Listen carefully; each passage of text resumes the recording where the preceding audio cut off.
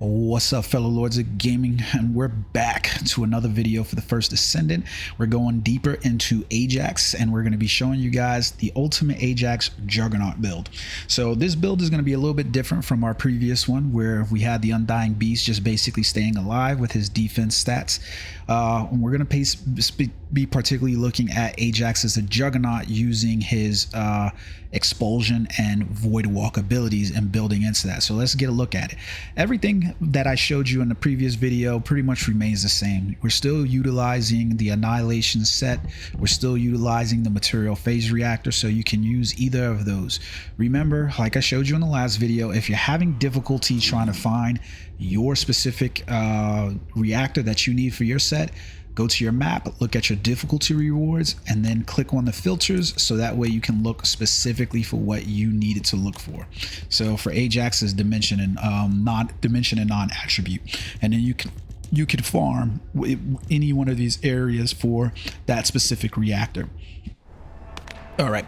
So next up, guys, this is where we're going to get into the meat and potatoes, which is the Descendant modules themselves. So these were the ones I showed you from the Undying Beast build, and this is our Juggernaut build. So going to be a little bit different, starting off with your Void Charge Transcendent ability. This one is going to modify Void Walk and Expulsion, so that way the damage from these is increased proportionally to your defense. So you notice that it also says when used as an enhanced skill, the cooldown for these resets. Okay, so I'm still using mid-air maneuvering because mid-air maneuvering is a great skill. To me, it's the best of the sub skills. I like it the most out of them. Next up, I'm still using HP amplification and shield conversion in order to boost up the levels of my defense, especially since this is going to be scaling off of my defense. I'm using non-attribute specialist, so that way I can increase the power of all of my skills, right? You can see that effect there.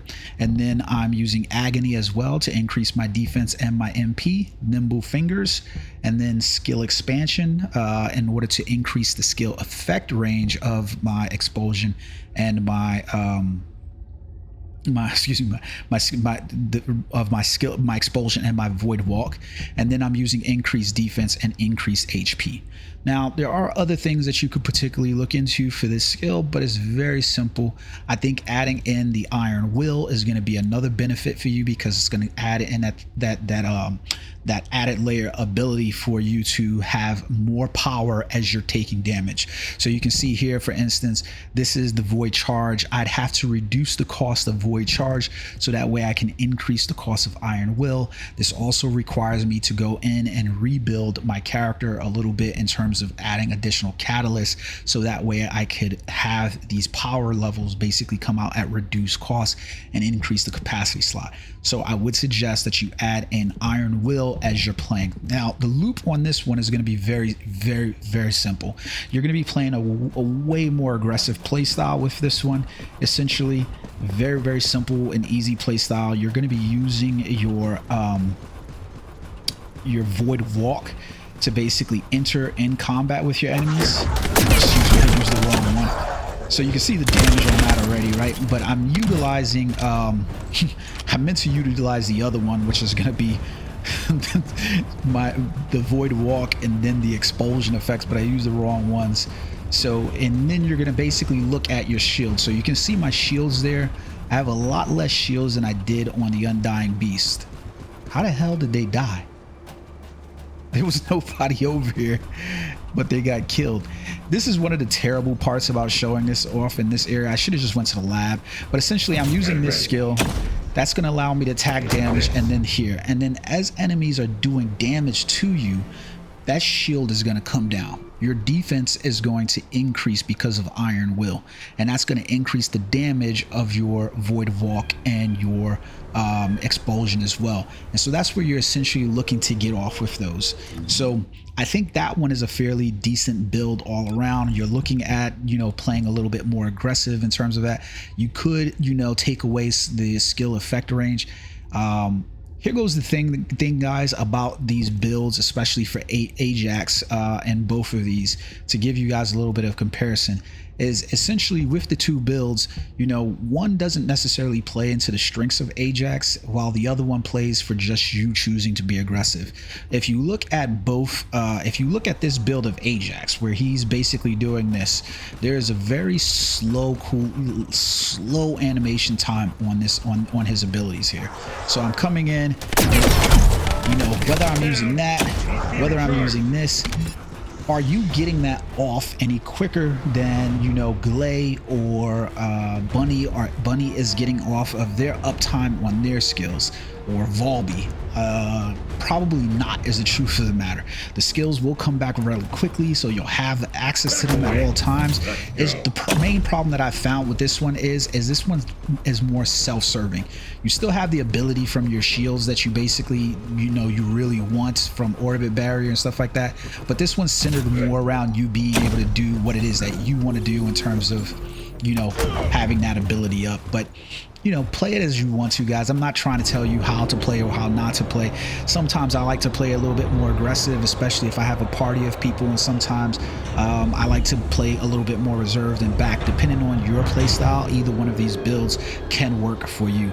I have another build that I'm working on that is completely experimental, to try to figure out the best of both worlds, but the stats don't necessarily look all that great there.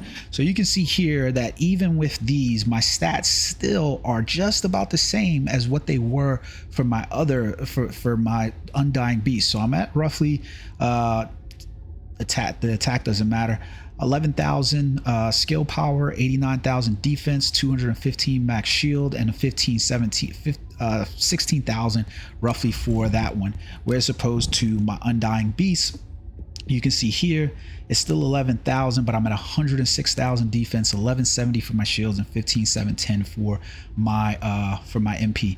It's part of the reason why I like this build a little bit more, is that this one has just more survivability as opposed to me playing that build where it's going to be really meted around, you know, trying to do a little bit different. So I'll show you guys the other build in another video, the experimentation one that I have before I commit to my catalyzation farming, which is taking up a whole lot of time.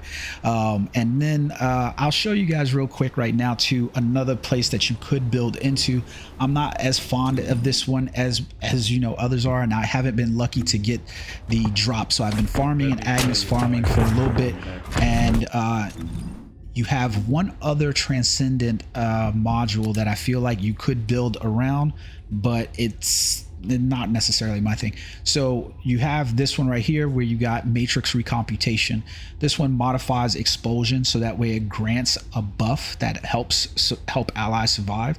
So essentially you're using your buff skill, your expulsion skill, coming in on enemies, delivering that to enemies probably in the midst of battle, and hopefully they're around your teammates, and that way your enemies will get a buff that will help them, you know, basically like with their defense stat and stuff like that. The other ones that are basically in here, Void Explosion, these are not ones that, Void Explosion's definitely not one that I'd build into. Void Barrier even more so. If you really want this orbit barrier that can basically move, go play Kyle. And then finally, Life Barrier modifies the orbit barrier and Hypercube barrier to only be affected by the caster's HP. If you find a build that you can do that's going to just maximize your HP to the extent where that number is going to get as high as your defense stats and stuff like that, then by all means go and do that. I haven't found necessarily a build that makes me want to switch to that one, so I'm only focused around Void Charge, Matrix Recomputation, and then the one that you currently see in my Descendant module, Body Enhancement. I will continue to build with Ajax and bring you guys additional ones until they release another ultimate frame for one of the characters that I really like. Primarily Eugen is one that I'm really interested in, but let me know what you guys think in the comment section below. Thank you for sticking around. Please like and support this video so that way you support the channel, and until next time, guys, peace.